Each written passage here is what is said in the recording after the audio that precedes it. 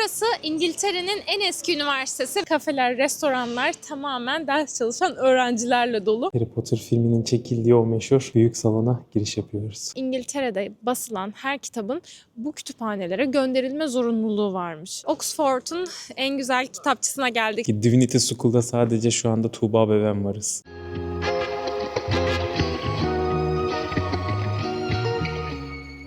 İngiltere'nin en eski üniversitesi ve hepimizin bildiği Oxford Üniversitesi'nin olduğu şehir. Aslında şehrin bir üniversitesi var demek yerine üniversitenin bir şehri var desek yanlış olmaz. Çünkü bütün şehir Oxford Üniversitesi ve onun kampüslerinden oluşuyor. Oxford'a yaklaşık bir gün ayırdık. Gezmek için bir günün yeterli olacağını düşünüyoruz. Çok keyifli olacağına inanıyoruz. Londra'dan sonra birazcık da İngiltere'nin sakin yüzünü görelim dedik. Aynı zamanda Oxford Üniversitesi çok merak ettiğimiz bir yerde. O zaman gezmeye başlayalım.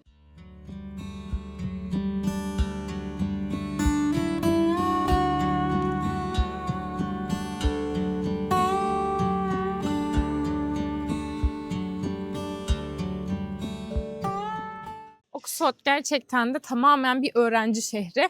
Her yerde öğrencileri görebiliyorsunuz. Kafeler, restoranlar tamamen ders çalışan öğrencilerle dolu.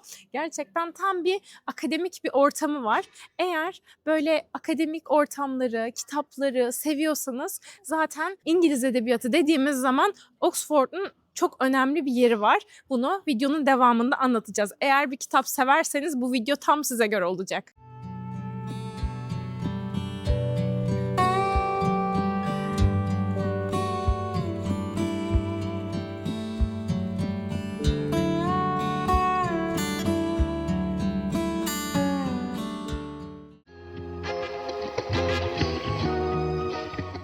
Oxford'un en güzel kitapçısına geldik şimdi. Blackwell kitapçısı. Burası çok ünlü ve çok da tarihi bir yer aynı zamanda. Zaten bizi izliyorsanız kitapçıları ne kadar çok sevdiğimizi bilirsiniz. Burası da çok merak ettiğimiz bir yerde. O zaman hemen içeriye girelim.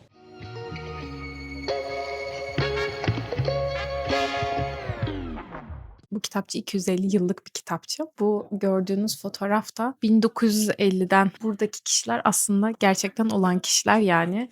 Burada kişilerin isimlerini görebiliyorsunuz. Hatta kurucusu ve oğlunu da bu resimde görebiliyorsunuz. Daha sonra 2004 yılında bunun bir benzerini akademisyenlerle tekrar yapmışlar. Gerçekten tarih dolu bir kitapçı. Daha önce gittiğimiz tüm kitapçılar arasında en orijinallerinden bir tanesi diyebiliriz.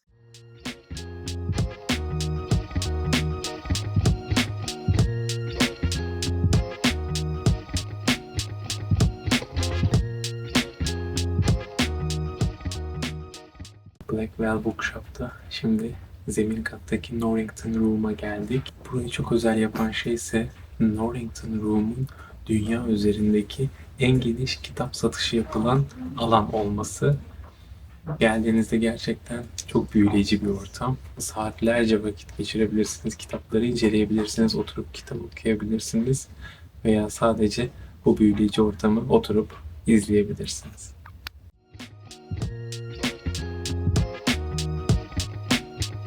Tuğba kitapların arasına dalmış durumda.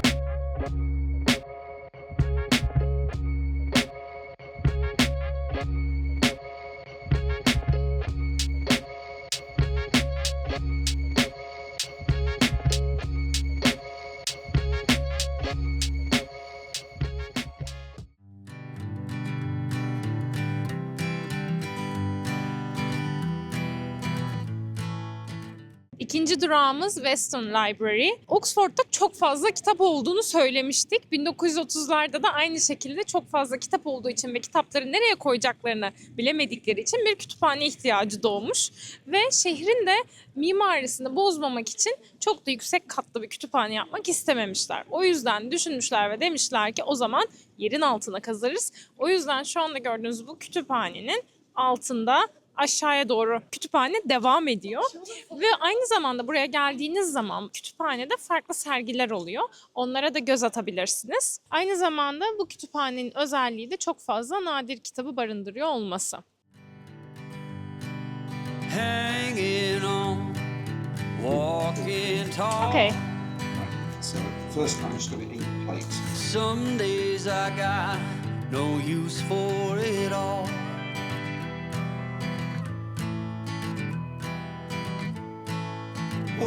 working hard, making less. Some days are bad, bad at best.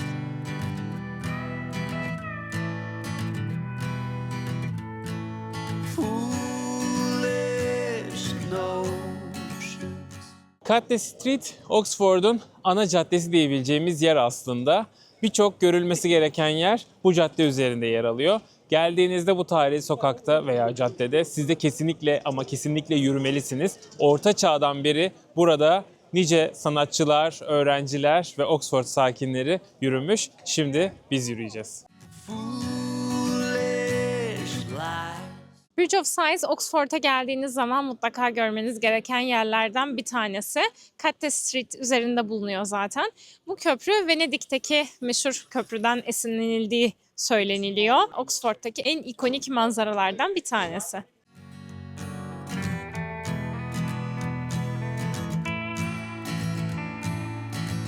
I set to thinking I could make something of me, playing every game except the lottery.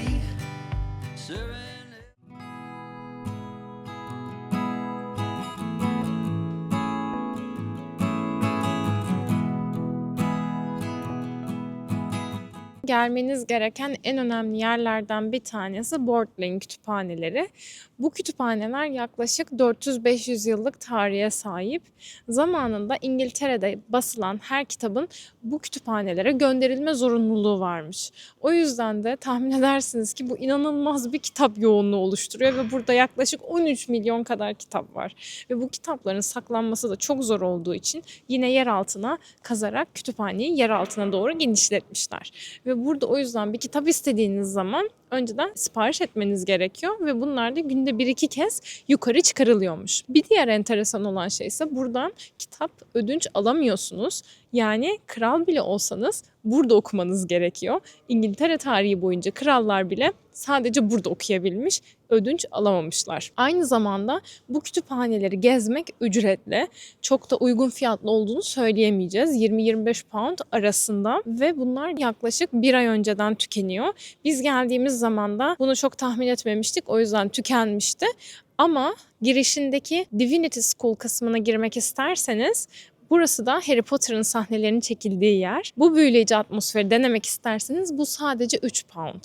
Ama dediğimiz gibi kütüphaneleri görmek isterseniz bunlar için önceden rezervasyon yaptırmanız lazım. 30 dakikalık ya da 60 dakikalık rehberli turlar satın alabiliyorsunuz. Sadece rehberli tur seçeneği var, kendiniz gezemiyorsunuz.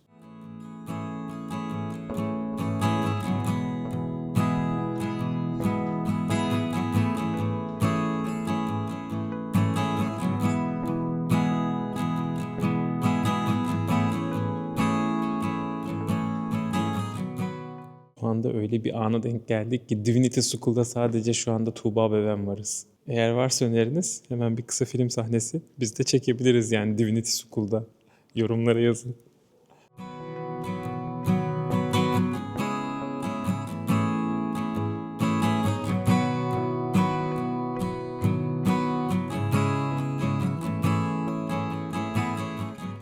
Arkamda görmüş olduğunuz yapı ise St. Mary's Church. St. Mary's Church 1320'de yapılıyor. O zamanlar Oxford'da şu anda gezmiş olduğumuz binaların hiçbirisi yok. Kitapların depolanması için o zaman kütüphane olarak burası kullanılıyor.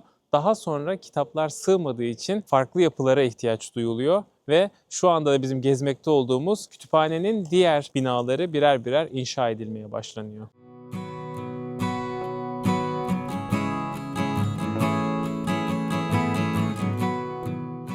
Bizim yaşıtlarımız olanlar Narnia filmini çok iyi bilecektir. Mesela benim sinemada küçükken ilk izlediğim film Narnia'ydı. O yüzden benim için burası gerçekten çok anlamlı. Bu arkamızda görmüş olduğunuz kapı, burada gördüğünüz motifler aslında Narnia'ya ilham olmuş kapı. St. Mary's Kilisesi'ne geldiğiniz zaman hemen yanından girdiğiniz ara size buraya çıkaracak. Geldiğiniz zaman buraya uğramadan geçmeyin.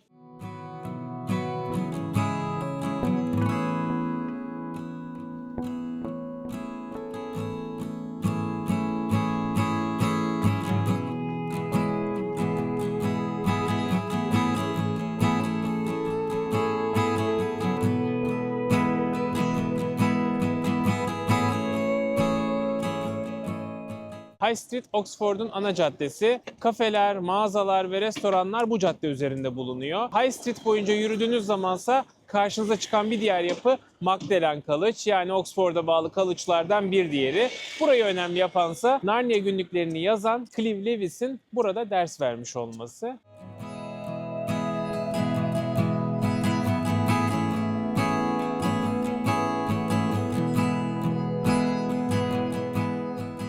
Oxford'a geldiğinizde aklınızda bulunması gereken bence en önemli şeylerden bir tanesi, evet bir sürü college var Oxford'a bağlı ve hepsini de görmek istiyor insan doğal olarak. Ancak bütün college'lar neredeyse ücretli içine girmek. Şu anda aktif olarak eğitimin devam ettiği yerler, ancak her biri yaklaşık 10-12 pound civarında bir bilet ücretine sahip. Geldiğiniz zaman o yüzden hangi college'a girmek istediğinizi özellikle bence önceden belirleyip ona göre bilet almanızı öneririz.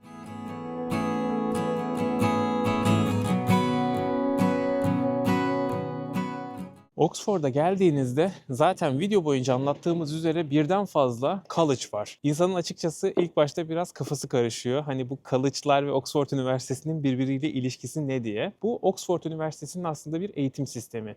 Yani öğrenciler sadece Oxford Üniversitesi'ne bağlı değiller. Her bir öğrenci aslında bir college'a kayıtlı. Ve tüm bu college'lar Oxford Üniversitesi'ni oluşturuyor. Eğitim sisteminin böyle bir planlaması var. O yüzden de Oxford'a geldiğiniz zaman bir sürü college karşınıza çıkıyor.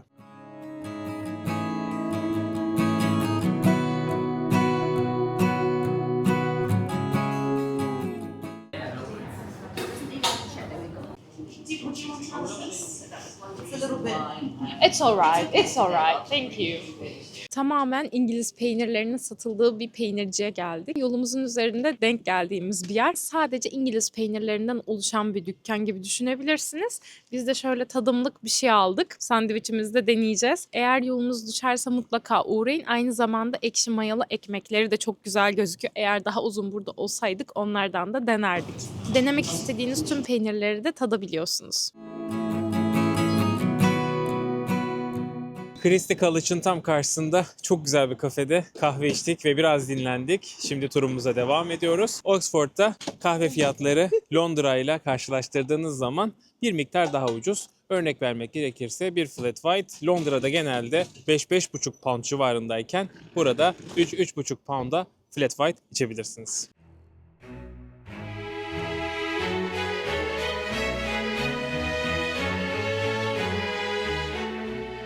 Oxford şehrine adını veren üniversitedeyiz. Oxford Üniversitesi aslında buraya geliş sebebimiz. Dünyadaki en ünlü üniversitelerden, belki de en ünlüsü bile diyebiliriz. Oxford Üniversitesi aslında kampüslerden oluşmuyor. Tam olarak 30 tane college'dan oluşuyor. Biz de onlardan bir tanesindeyiz şu anda.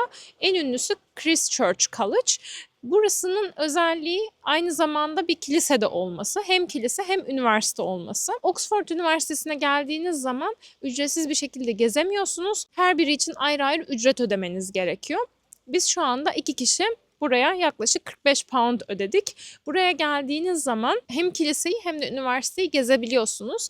Aynı zamanda şu şekilde cihazlarla tarihi hakkında da güzel bilgi edinmiş oluyorsunuz. Aynı zamanda Harry Potter'ın da çekildiği bazı sahneler var. O yüzden buraya geldiğiniz zaman burayı kesinlikle öneririz. Eğer tek bir şey alayım, tek bir yere gideyim diyorsanız gitmeniz gereken yer aslında burası. Alice Harikalar Diyarı'nda kitabını da görmüşsünüzdür. Mutlaka okumuşsunuzdur. Bu kitabın yazarı Lewis Carroll da aynı zamanda burada bir matematik hocasıymış. Turu dinlediğiniz zaman ilham aldığı yerleri görebiliyorsunuz.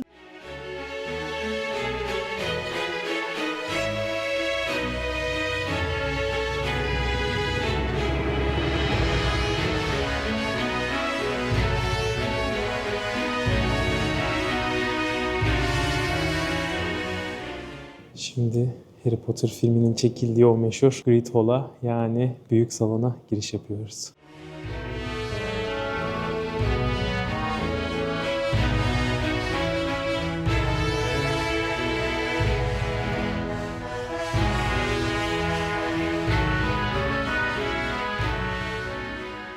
Şu an bu Great Hall'da halen öğrenciler yemek yiyorlarmış ve hemen sol tarafımızda zaten yemek servis edilen standları da görebiliyoruz. Gerçekten inanması güç. Ama Harry Potter'ın yemek salonunda halen her öğlen öğrenciler yemek yiyorlar. Filmde gösterildiği gibi gerçek hayatta da öğretim görevlileri 2 basamak yukarıda kurulan masada yemeklerini yiyorlarmış.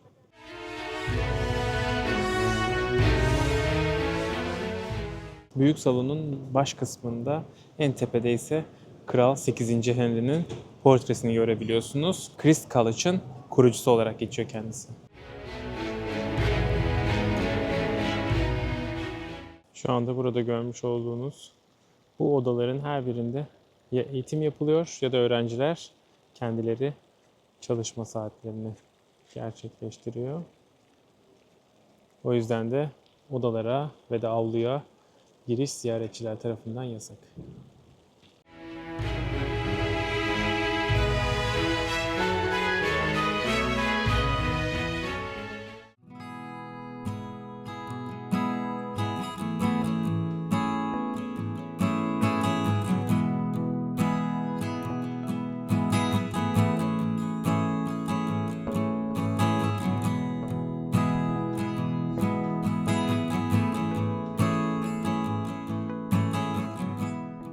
Böylelikle Oxford turumuzun sonuna gelmiş olduk.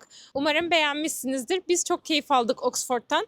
Eğer Londra'ya gelmeyi planlıyorsanız ve yaklaşık bir haftanız varsa en azından bir gün Oxford'a gelmenizi tavsiye ederiz. Biz araba kiralayıp geldik. Araba kiralama ücretleri de çok pahalı değildi ama dilerseniz trenle de gelebilirsiniz. Aktarmasız olarak Oxford'a gelinebiliyor. Bu da gayet kolay. Ama biz aynı zamanda Cotswold köylerine gitmek istediğimiz için de araba kiralamak istedik. Daha kolay olacağını düşündüğümüz için bu akşamdan itibaren Cotswold köylerine geçiyoruz. Yarın orada görüşmek üzere.